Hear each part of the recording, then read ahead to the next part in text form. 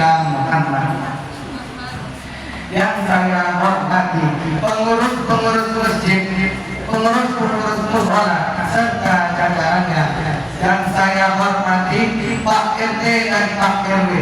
Yang saya muliakan bapak-bapak dan ibu-ibu, khususnya kepada jamaah yang hadir di mushola yang kita cintai ini dalam rangka sholat tarawih berjamaah. Sebelum saya memasuki tausiah singkat, alangkah baiknya saya memperkenalkan diri terlebih dahulu. Kata pepatah, tak kenal maka tak sayang, jikalau tak sayang maka tak cinta. Betul? Jikalau bapak tidak mengenal akan istrinya, dan jikalau ibu tidak mengenal dengan suaminya, maka tidak akan ada rasa kasih sayang.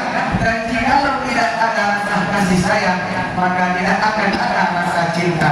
Oleh karena itu, alangkah baiknya saya memperkenalkan diri terlebih dahulu.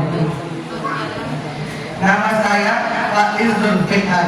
Saya santri Pondok Pesantren Hafiz Al-Qohwah Pekanbaru tingkat sanawiyah.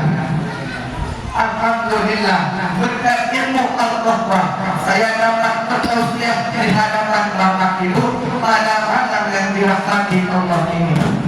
Al-Qohwah itu tempat alamatnya di Jalan Kelima, tempatnya di Jalan Kelima Indah nomor 6 di samping kafe One Refinery Padang. Jikalau Bapak Ibu tahu atau mungkin pernah melewati pondok pesantren kami, bolehlah sekali-kali mengajak anak Bapak Ibu untuk melihat pesantren kami. Siapa tahu dari berkunjung bisa ingin masuk ke pondok pesantren kami. Nah, baiklah, langsung saja saya masuki tausiah singkat ini yang berjudul puasa yang disyariatkan. Pak, Bu, tahu apa puasa yang disyariatkan? Puasa yang disyariatkan adalah puasanya anggota badan dari melakukan dosa, dan puasanya perut dari makan dan minum, sebagaimana makan dan minum itu merusak dan membatalkan puasa kita. Demikian pula ada dosa-dosa yang akan memangkas dan merusak puasa sehingga menjadikan kita pada kedudukan orang yang tidak berpuasa. Bapak-bapak, ibu-ibu, hari ini berpuasa? Udah batal belum? Yakin belum batal? Karena puasa bukan sekedar menahan lapar dan haus saja, tapi juga harus menahan anggota badan dari melakukan dosa. Kenapa begitu? Karena dosa itu sama halnya dengan makan dan minum bagi orang yang berpuasa. Ia dapat merusak bahkan membatalkan puasa kita dan menjadikan kita semua pada kedudukan orang yang tidak berpuasa. Oleh karena itu, yang benar-benar puasa adalah orang yang puasanya segenap anggota badannya dari melakukan dosa. Di saatnya berpuasa dari dosa, kekejian dan mengada-ngada, perutnya berpuasa dari makan dan minum, selanjutnya berpuasa dari sesenggama. Inilah yang dinamakan betul-betul berpuasa. Ia dapat menjaga seluruh anggota badannya, dari lisannya ia menjaga dari dosa, dari perut ia jaga dari makan dan minum, dan kemaluannya ia jaga dari sesenggama. Dan juga Bapak Ibu, apabila kita ingin berbicara, maka bicaralah yang jangan sampai melukai ibadah puasa kita. Sama halnya dengan kita melakukan suatu perbuatan, jangan sampai perbuatan itu dapat merusak pahala puasa kita. Jikalau Bapak Ibu berucap dengan yang baik, itu lebih bagus di bulan puasa ini. Jikalau ucapan sudah baik, maka baikkan pula amal perbuatan kita.